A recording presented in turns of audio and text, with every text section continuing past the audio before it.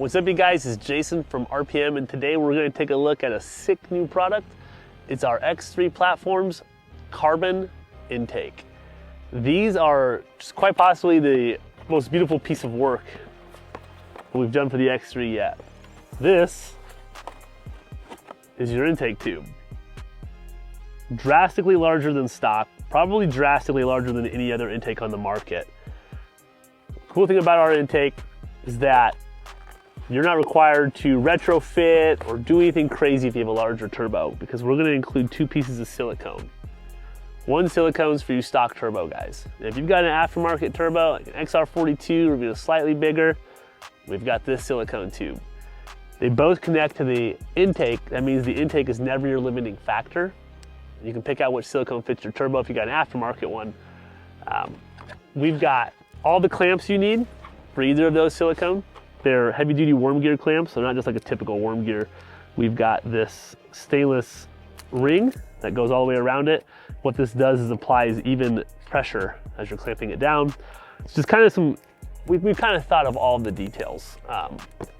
This intake is so large that it requires you to cut your factory air box, and we include a proprietary jig with that.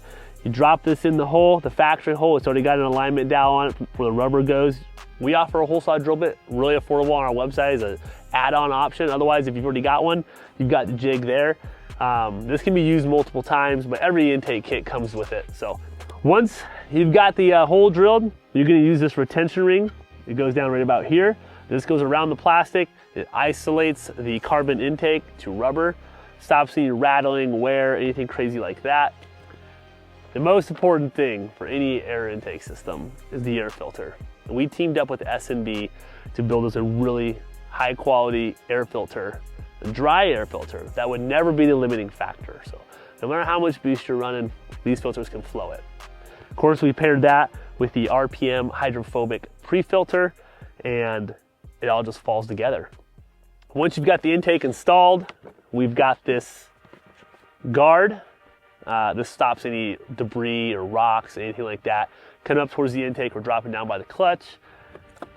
Installed, it's gonna look something like this, and it fits behind the factory cover. That's the other cool thing we liked, and we wanted to make sure we did with our intake, is that it fit behind this cover. It's kind of a little surprise. You can run without the cover if you wanted, but that's the intake.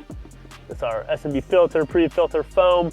The intake itself is kind of tucked down in there. We wanted to keep it smooth flowing.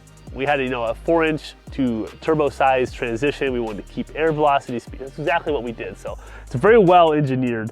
You've got your reference port here, and this intake does require the use of a catch can. Anybody who's running an intake, you should be running a catch can anyways.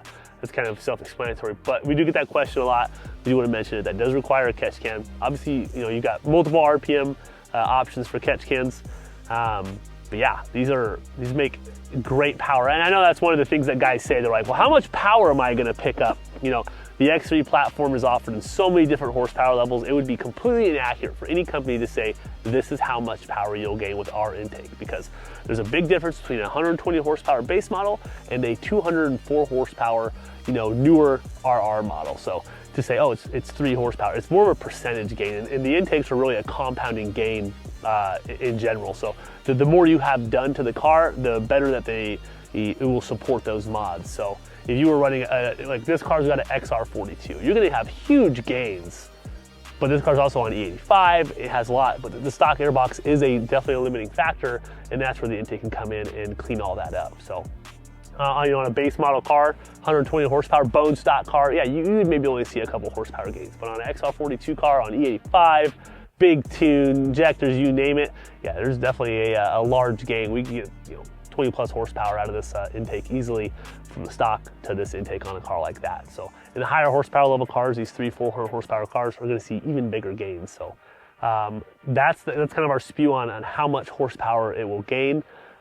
We do kind of go over on our website a little bit about what percentage you could expect to see from just an intake. Of course, it's going to make all the right noises behind you, and yeah, we're super excited to offer these. We've had these out for a while now. A lot of guys, racers, they've been using it. As far as the air filter goes, we've got some pictures and data on our website showing how we tested it, how we ended up picking S&B.